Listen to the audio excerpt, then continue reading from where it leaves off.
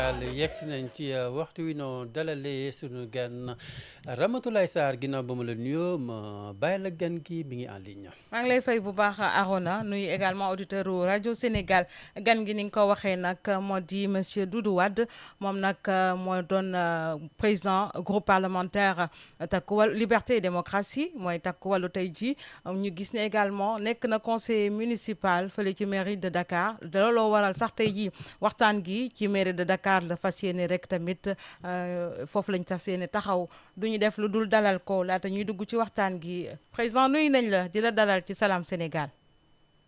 waaw salaamaaleykum mbokki Sénégal mbokki rajo Sénégal mbokki RTS fu ñu mën ci tekk ci àdduna bi maa ngi leen di nuyu di leen ziare. di ñëw ci seen invitation bi ma invité ci tey ci àllarba bi ci seen émission 8h. alors président maa ngi koy wax léegi dañu bëggoon taxawandi ci li nga xamante ni moo di mairie wu Dakar wax nag ci li nga xamante ni moo di xew-xew bi ndax ñi ngi waajal élection la ñuy am pour rek ne nañu remplacer ki nga xamante ni moo di maire ba fa nekk di Barthélémy Diaz nga xamante ni nag ci wàllu yoon dañu ne ci décembre daal lañ ko tekki ndombol tànk bi ki lee nag di préfet ki waxoon na ko ndombol tànkam bi nga xamante ni tekki nañ ko boobu ba tey mu am intérim yow nag conseiller nga foofule ci mairie de ville bi ñu gis ni nag élection yooyu le ñi ngi ko jàpp naka altine bii di ñëw waaye nag dañu bëggoon xam tey jii ci biir mairie bi ana nan ngeen gisee loolu nga xamante ni moo di élection bu ñuy waaj a def ci koo xamante ni maire la te dañ ko éliroon ci suffrage direct tey nan ngeen jàngatee mbir moomu le bon problème bi ñuy évoqué tey nekkul ci wax élection bi ñu éliroon au suffrage direct par les populations ak ki ñu war a mel ci conseil municipal bi loolu du problème bi tey. du problème bi. wax nga ne que dafa am ku nekkoon maire léegi ñu nommé intérim mooy ki nga xam ne daf koy remplacer. remplacer nit lu xew la dafa am man ci match football am na sax ci imam bi man na fi nekk sax ci biir julli ji am kenn ku ko remplacer. donc loolu am na mais kii dañ ko remplacer parce que dañu ne dàq nañ ko. mais boo yemee foofu du sotti wonte wax bu du àgg mooy bi ñu ne dàq nañ ko kooku dafa dem ci yoon bu ñu ko tëbee du baax Barthélémy dafa dem ci yoon. yoon moo taxit ñu dàq ko du conseil municipal bi. du conseil municipal moo ko def benn citoyen boo xam ne mu ngi ci liste Dakar.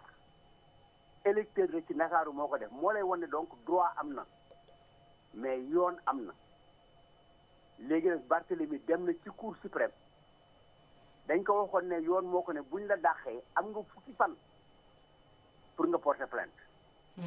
porter na plainte ci dayo yi mu amee ne liñ ko dàqee baaxul wonte li war mooy ñu atte ko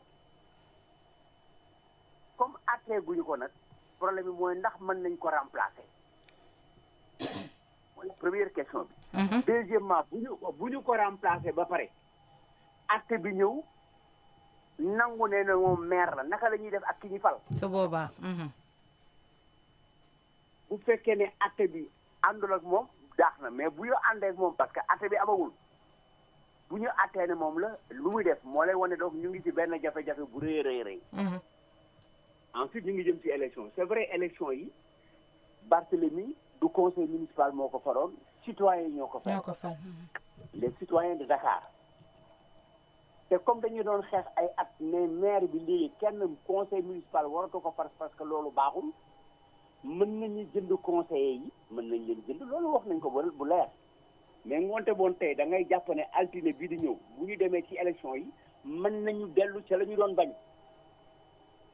te it essence loi bi ni mu waroon tëddee ba ñu xalaat ko tëddeetul noonu parce que bii 100 personnes ñooy fal 99 ñoo koy fal ak moom ñuy 100 te ba les population Dakar yëpp moo ko faloon moo lay wan ne am na foofu lu dëgg lu juyanti te ci loi bi la parce que malheureusement yenn saa yi ñun du ñu dégloonte maanaam nag donc li am ba am mooy woote nañu pour def élection bi lundi ndax dina am ndax war na am ci yan anam lay amee loolu mooy problème bi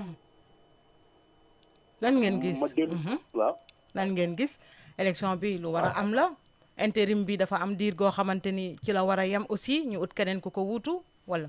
ah déet amul fu mu war a yem comme moom dafa porter plainte rek te bi muy porter plainte wax nañ ko tant de fan nga am Cour suprême waroon na jël matukaay mois de décembre ba léegi pour atelier bu ñu ne diw ak diw de maye nañ leen mais kiñ ko may ñaari jëkkër la am wala ñett ngoonte boobu du ñu xaar sëy boobu dañ koy tas suñ ko yéegee lañ koy tase mais du ñu ko bàyyi muy dem le muy jour du baax wonte Cour suprême waroon na ci ni mu gisee affaire bi da di ko atte mais atte wu ko mais tey wax nañ ñu ne dinañ ko atte ci fukki fan ak juróom-ñett waaw comme dañ koy atte ci fukki am juróom comme dañ ko war a atte fukki fan ak juróom-ñett ndax jar na nga dem ci élection boo xam ne bi da nga koy dooraat man conseiller municipal la moo tax ma jël ci position et su may waxee nii maa ngi profiter auditeurs yi laay waxal mais maa ngi wax aussi ak kilifa réew mi d'abord ministre Balla Fofana bi yore collectivité territoriale moom moo ko santé préfet bi mais bu ko santewul woon préfet bi du ko def moom ban intérêt pour xaar tey pour def ko la ndax moom amul woon ay yoon yu mu aw pour xam ne conseil war nañu def war nañ ko atte wala waruñu ko atte mais moom parce que préfet bi nee na jot naa lettre ci suma ministre mu ne ma man naa wax maire bi yow nga convoqué conseil municipal bi balaa ñaar fukki fan ak juróom-ñaar mooy dañ ko santé mais liñ ko santé jugu rek def ko won na ñi mu koy def loo ne man dañ ma ko santé ju mais du suma xalaat loolu mooy dëgg donc woote nañ ko mais pour man ma wax ministre bi ne ko monsieur le ministre fi nga jëm yoon bi baaxul te bu ñu weddee li nga def da ngay wàññeeku te fi nga toll wàññeeku jotu la wàññeeku tey fi mu nekk waru la da ngeen war a dëgëral suñu réew ngoonte boon teggil réunion bi dàq ko nañu ko bëtal bu ngente ñëwee te amuloo da ngay renvoyer bu Tabaski ñëwee premier jour amoo xar da ngay renvoyer ñetti fan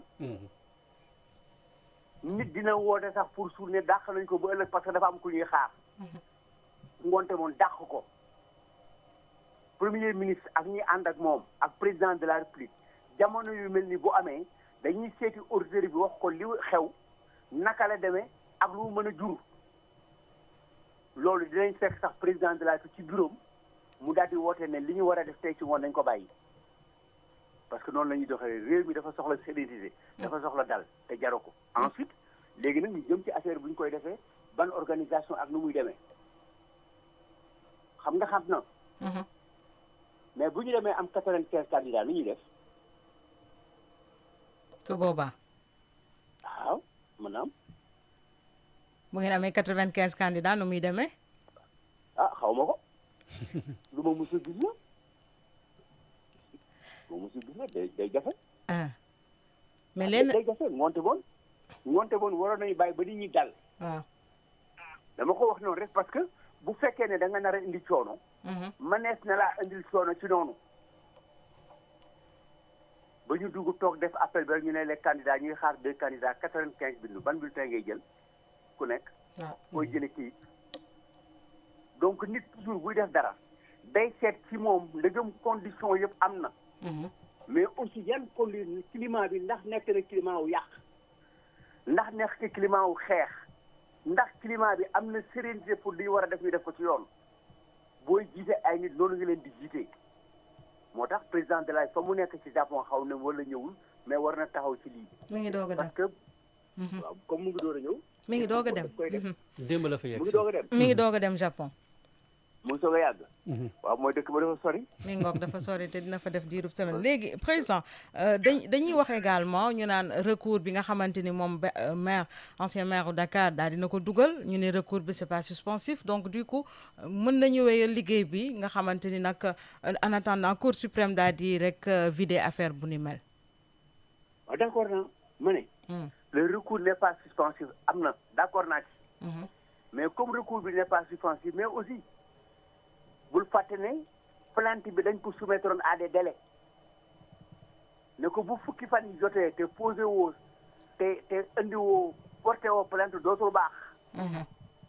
wonte boon bañ ko waxalee ba mu aw yoon soumettre à des délais ci xelu conseil cour suprême ci seen doxalin parce que cour suprême du droit rek droit la mais aussi célérité droit la rek mais aussi indi calme ci réew mi donc ca boobu la ko waroon def mais def nañ ko tey ensuite dañuy traverser ay situations yoo xam ne mën il faut ñu tenir ci compte. yan situation. dafa bari dañuy am problème dëgg ci taxawaay entre justice bi ak gouvernement bi ak premier ministre bi ak sénégalais yi. loolu am na. alors am na magistrat yu baax ak yu bon. waaw loolu yëpp bu amee nag nga xam ne li mu mën a jur da nga koy seet da nga koy dox. amoon nañu ko doon dox parce que conseiller technique gu premier ministre boobu magistrat boobu xaw ma turam de xaw ma ko mosuma ko gis. xëy na mos naa gis xaw ma ko. ba mu jógee pour dox pour ñu toog wax lu waroon la kii jiite jàkk ji ak naayim yi ak ki yore caabi jàkk ji ak ki yore micro bi bu ñu waxul du sotti wala bés dinañu am problème bu ñu faj. alors président gis nañ démb dégg nañ waa kër Barthélémy Dias yi li ñu ci jàpp mooy dogal décision boo xam te ne dañ ko précipité maanaam dañ ko bëgg a tafee ndax loolu nga gis ci mbir mi. mais ñoom ñoo ko wax Barthélémy waxu ko préfet bi moo ne jot naa lettre ci suma ministre. mu ne man préfet naa leen wax yéen maire bi ne ko na ngeen def conseil municipal bi. balaa le 27 xam nga conseil municipal yi mënoon nañu ko bañ a def le 27 ñoom bu ñu defee woon duñ ko def le 27 nu ñuy def waaw bu ñu ne woon ne le 26 la nag wala ñu ne ñoom le 27 la ñu ñëw le 27 amuñu quorum moom moo joxe le 27 bu ñu ñoom woon le 27 le 27 yi ñëw à 16h pour def réunion bi amuñu quorum nu ñuy def mu wonte ay waxam du dandu. boo amul kër mooy ba ci ëllëg sax ngoonte day dem le 28 te ngoonte ay waxam ne dallu kilifa du defee noonu ngoonte woon kenn ñoom waxuñu leen ñoom préfet ministre loolu il faut ñu jàpp ko naka la ñuy def mais on verra bien ce qu'on fera on verra bien mais li am ba man sama cër ci fu ma toll nii mooy wax li nga xam ne mooy defar lépp. da ngay bëgg a wax foofu que Sénégal jonn yi ñu toll maanaam coow loolu war nañ ko mën a éviter alors président bëgg naa la laaj également ci li nga xamante ni dafa am sikki sàkk ci xalu ñenn ci askan bi moo di maire boo xamante ni dañ ko éliroon ci suffrage direct tey jii ñu nar a bureau municipal bi nar a toog pour élire ko kooku dañ naan suffrage indirect la loolu est-ce que dina wér ci kanamu yoon. dina wér parce que yoon moo ko santaane.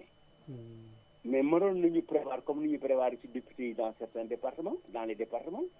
bu fekkee ne liste bi di dafa jeex liste député bi mais mettons le Ranérou benn député la bu góor wala bu jigéen. waaw bu kenn gi bàyyee wala mu démissionné keneen ki moo koy remplacé mais ki ko remplacé bu fi jógee mën na am na bu yàggul ñaar suppléant bi dee. code bi dafa wax ne dañuy demaat ay élection partielle yoo xam ne département ba ñoo koy def pour falaat député bi ci suffrage universel. pourquoi mënuñu waxoon ne bu lii amee dans les 3 mois dañuy convoqué waat les électeurs de Dakar ñu falaat maire bi moom kenn. waaw loolu ci la ñuy toog ci principe directeur bi ñu amoon ne léegi maire population ñoo koy fal directement dañ ciy nekkat mais ñun dañuy remplacer béy par nag problème baa ngi noonu.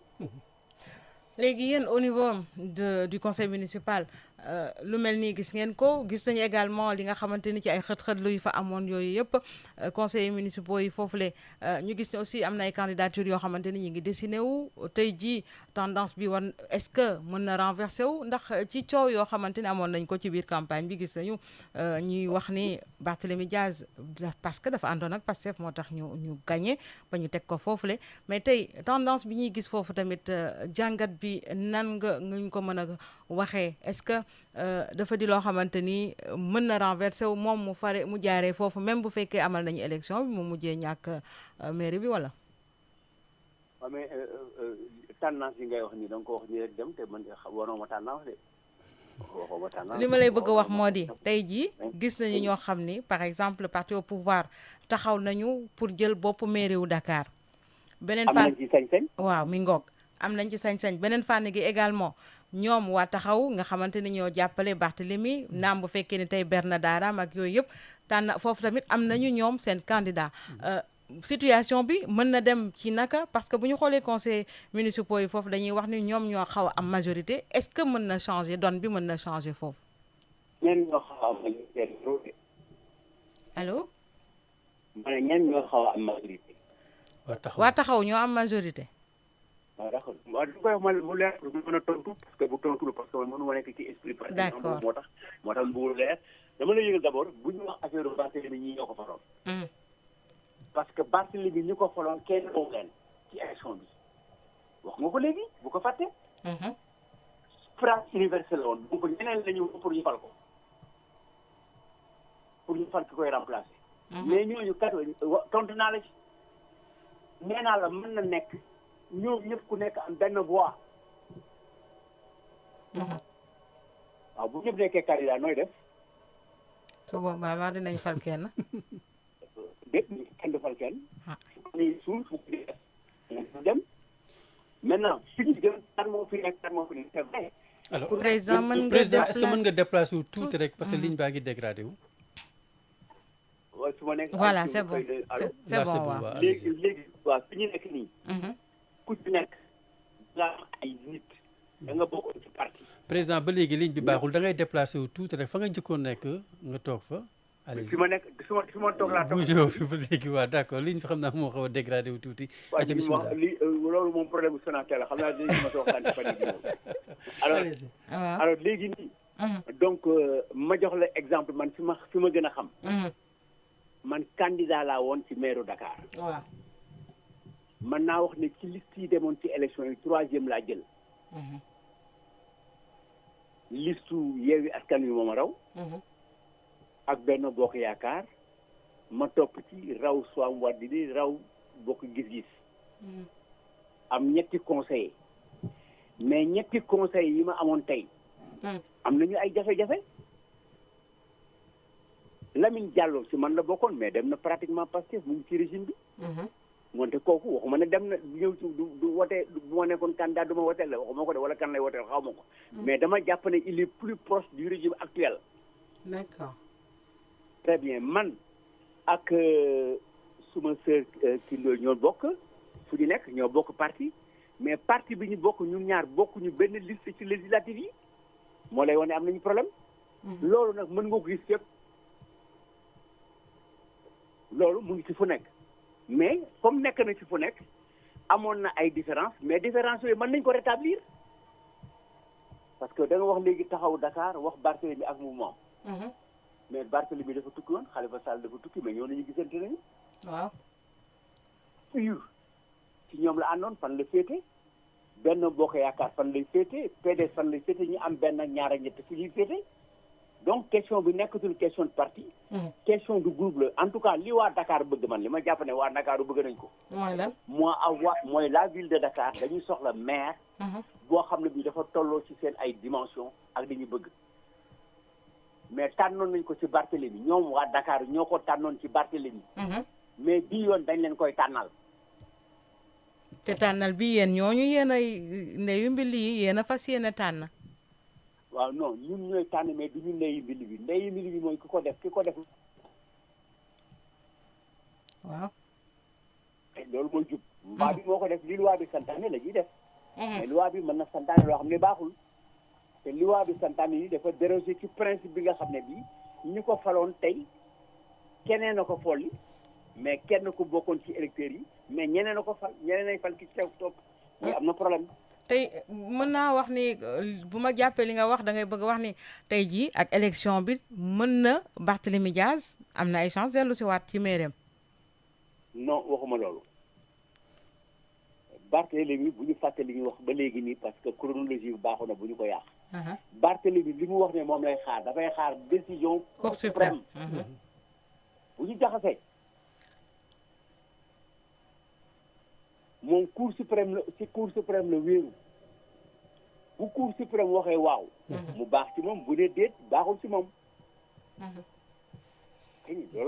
tey bu waxee waaw su boobaa lépp lay ñëw dindi ci élection bi nga xamante ni sax jotoon na fal beneen maire. waaw. mais su boobaa kàddu autorité bi ana ban solo lay am kon président. waaw moom loolu kay wax naa la ko ci départ bi lii nga ko de moom bindu ko loolu laay bañ man kilifteef gi laa bañ ay waxam di deñ kilifa dafay nuru kilifa mais day fexe ba li mu bëgg nit ñi topp ko ci te muy lu baax kilifteef gi kilifa bi laa bañ waxam deñ te kilifaam bi bu ko defee ba ñu voté ak ku ñu mën a voteel ak ku ñu manti fal bu tuddee du Wade wala mu tudd Mbaye Ndiaye bu boobaa bu ñu ko dindee ay rëq-rëq la yëg ci moom day wàññeeku parce que yow far nañ la te waruloo ko nekk ñu lay lim ci maire yi fi am ñetti fan parce que dañ la dégommé dañu ne sa élection baaxul c'est illégal Cour suprême a ko wax waaw nga jëm fan yow parti bi nga bokk am wàññeeku am lu wàññeeku ci moom ak parti bu mënti doon nag da ngay dal di yëg ne am nga wàññeeku mu wonte woon jarul ñi ciy dem nañ ci taxaw. mais président tey nan nga jàngatee mbir yi bu ñu xamee ne Sénégal dafa am maanaam bërëb bu nekk dafa am ci yoo xamante ni ay textes ñoo ko lal constitution bi daf fi nekk dafa am ay charte yoo xamante ni dañ ci war a dëppu tey jii bu fekkee ni gis nañu ni yooyu les chartes wala yooyu les textes wala loi ñi ngi jàll ci seen kaw maanaam ni nga xamante ni lañ ko doxalee tuñ ko wala gis ni affaire adversité moo tax ba nga xamante ni dañ fiy teg loo xamante ni daal teg si d'accorduñ ci jàngat boobu lan la mën a indi également ci réew mi. waaw mais réew mu dul dox réew muy sooxe réew muy feebar yu metti di tëdd yu metti te bu feebaree faj bi jafe moo ñu indi ci 83 morts yi ñu am ni situation yi moo doon ni nañu jël ñaari exemple rek comme dafa mel ni ñu ngi bëgg a dugg ci leneen ci di xew ñaari affaire yu xew rek ci ñaari fan yi rek ci ñetti fan yi déclaration patrimoine ajuma lañ koy xool ñu ne ci texte bi dañu bëgg képp koo xam ne kii da nga yore deniers publics ñu wax la ne da nga war a def déclaration de patrimoine au plus tard ñetti weer buñ la fale au plus tard ak ñetti weer boo génnee ba pare ne ñii ñoo ko war a def ñi koy def ñu lim ñëpp bàyyi président de la république te bu amee kenn ku téye xaalis bu bari te amu ko woon bërki démb rek amu ko woon te tey mu ëppale xaalis boo xam ne bii dafa aw ci loxoom te mu war ko dugal ci réew mi président de la république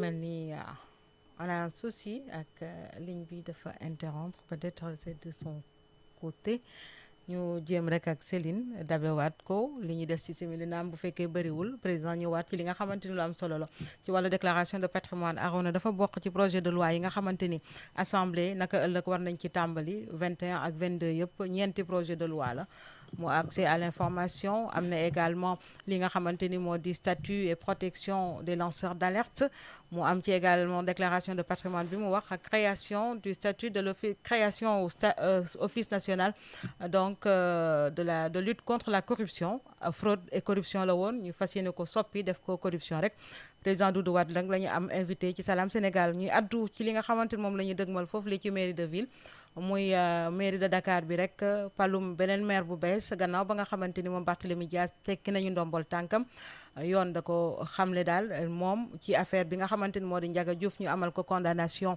boo xamante ni daal définitive la mënatul la nekk foofule ba tax mu dugaloon recours cour suprême nag war cee addu fukki fan ak juróom-ñett la war a joxe moom li nga xamante ni moo di daal li mu gis ci mbir mi njàngatam di mois de septembre waaye jamono ji nag ñi ngi xaar ndax naka altine bii di ñëw ñaar fukki fan ak juróom dañu war a amal élection yi foofule ñii leen nag di rek conseil municipaux yi war a dajaloo ngir rek fal maire bu bees naam bu fekkee ne maire dañ doon gis ni ñi koy fal du kenn ku dul rek population yi ci suffrage voilà direct universel direct waaye nag bi yoon ñenn ñi li ñu wax mooy li ñu laaj léegi président Doudou Wade est-ce que bi yoon day nekk loo xamante ni ce sera indirect est-ce que su boobaa aussi yoon nangu na ko mu ni lu yoon nangu la ndax kilifa yi ñoo ko sàkku rawatina nag jëwriñ gi ñu dénk wala collectivité territoriale di Bala Moussa Fofana waaye tey jii li am ba am moo di waxub Cour suprême tontom bu mujj moom mooy nekk ci kaw décision boo xamante ni jël nañ ko ci décision boo xamante ni conseillers municipaux yi daal di nañ ko mujjee entériné di votel candidat boo xamante ni daal moom la ñu bëgg fal mu remplacer kii di Barthélémy Diaz. Alors des soucis toujours avec le téléphone, c'est les aléas donc voilà du direct. En tout cas, Arona, je pense qu'il a été clair. Voilà, on l'a au téléphone, il y a des soucis techniques. Voilà, am na ay jafe-jafe ba tey donc mu ngoog li nga xamante ni donc mooy xew donc Céline mu ngi koy woo donc ñu jël ko léegi waaw président voilà Ramatoulaye mu mel ni kon mbir maa ngoog la xew mairie bu Ndakaaru kon woote nañ conseil municipal donc teewlu nañ du baax li nga xam te moo di explication du mi ngoog jafe-jafe la wala du jafe-jafe moom la président Doudou Wade doon addu ndax ni ma ko waxee léegi bu fekkee dafa di mairie boo xamante ni askan wi ñoo ko faloon ci suffrage universel direct on dirait que mi ngoog dellu si waat na ci buumu jokkoo bi ñu ngi wan Céline nee na baax na kon président ñu jéggalu rek ci dog-dog boobule alors président yaa ngi doon am wax lu am solo daanaka li ñu desee ci wàllu patrimoine déclaration de patrimoine bi nga xamante ni président de la république buy dugg si dina ko def waaye buy génn du ko def loolu aussi mu di lenn ci yoo xamante ni jàngatkat yi daal gis nañu ni dafay xaw a doy waar wala. non amul doy waar dafa warul nekk. déclaration de patrimoine dafa am ay évolution dafa doon doxe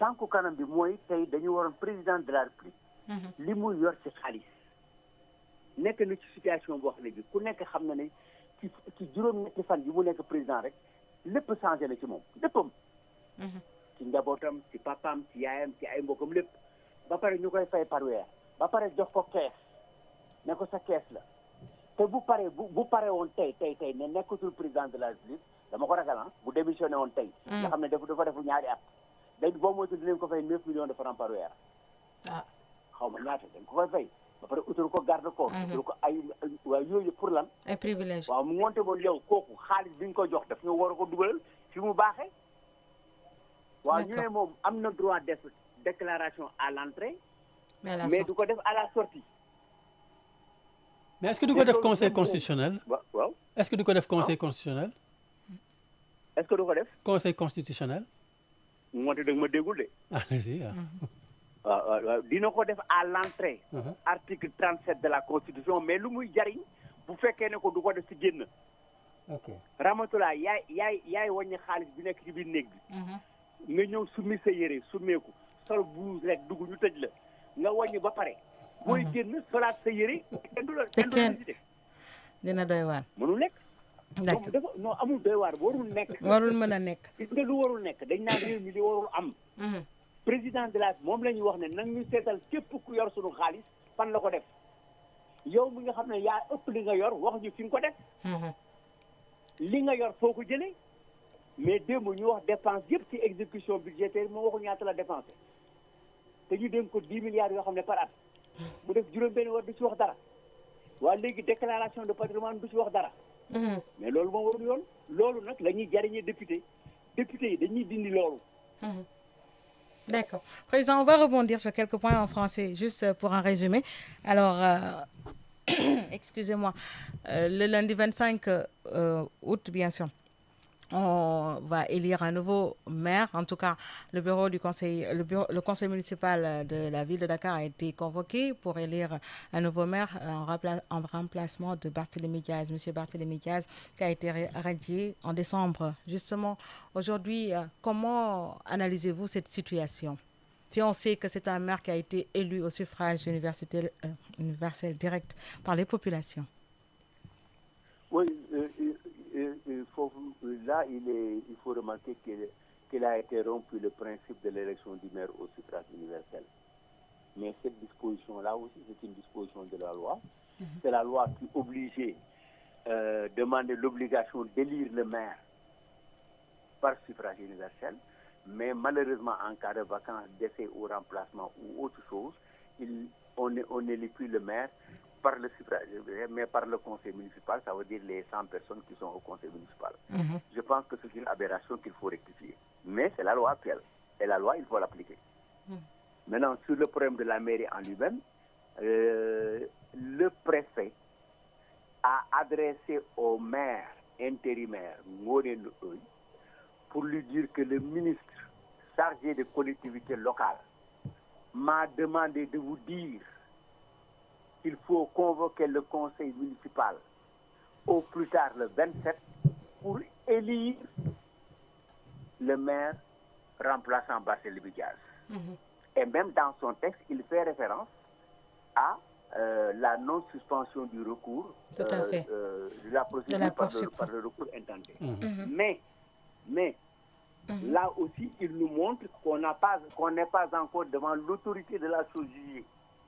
Cela veut dire qu'il nous montre que le procès n'est pas encore terminé. Il peut se terminer demain, comme il peut se terminer en 2024, en 2025, 2026 ou 2027. Et c'est là la responsabilité de la Cour suprême. La Cour suprême aurait, pour l'intérêt des enjeux, savoir dès l'instant qu'il y a eu un recours et qu'il faut remplacer le maire et qu'on peut convoquer cette réunion, de pouvoir statuer dans les délais les plus brefs, les plus acceptables, pour que la sérénité demeure dans la ville de Dakar et ses citoyens, entre les citoyens de Dakar et comment il s'appelle, le maire de la ville.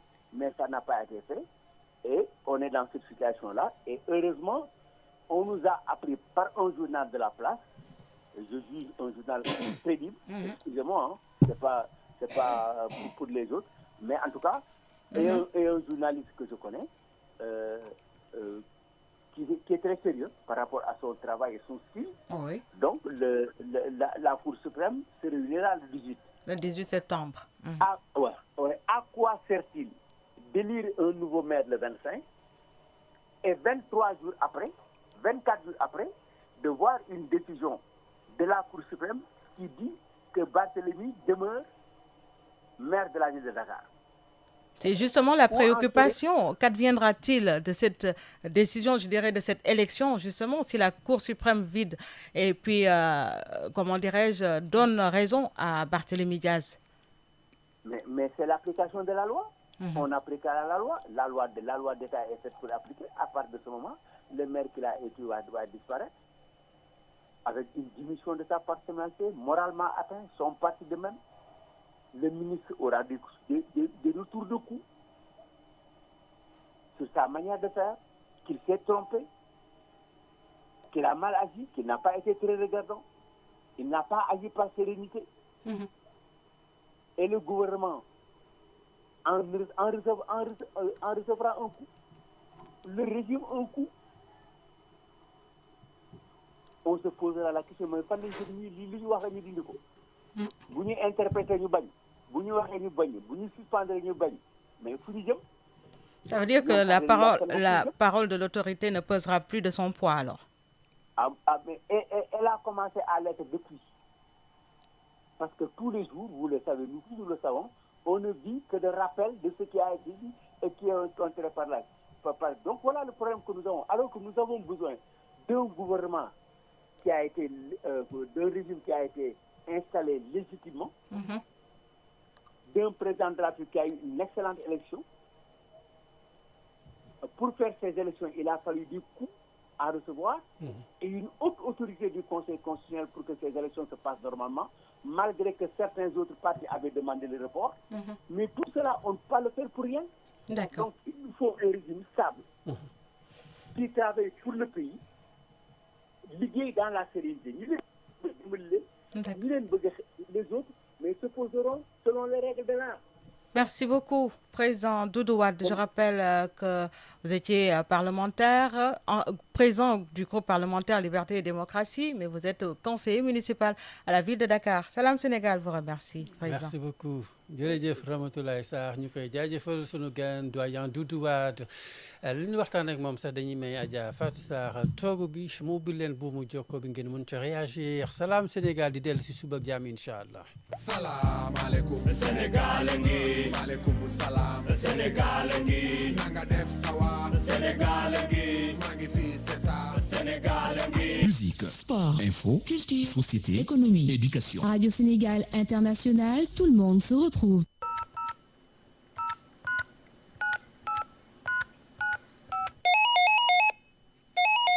Allô Sénégal. Allô Sénégal. Allô Sénégal. Bismillah. Allô Sénégal seen kàddu seen gis-gis ci xew-xewi jamono ci rajo Sénégal. mbokk auditeur rajo Sénégal dal leen ak jàmm. jërë ngeen jëf mbokk yi déglu rajo Sénégal. ngeen ne ci réew mi wala bokk biti réew ëtt bu yaatu ngir weccee seen xalaat. Seydina Alioune. maa ngi lay ziar. asalaamaaleykum wa rahmatullah. waaleykum salaam wa rahmatullah. Adja Oulaye Kane. maa ngi lay nuyu. altine ba aljuma 8h30 jàpp 9h ci suba si woote leen ci 88 628 73 46 pour ñuy woote Sénégal 00 221 920 04 21 pour ñuy woote biti réew allo Sénégal seen yitte yittey rajo Sénégal.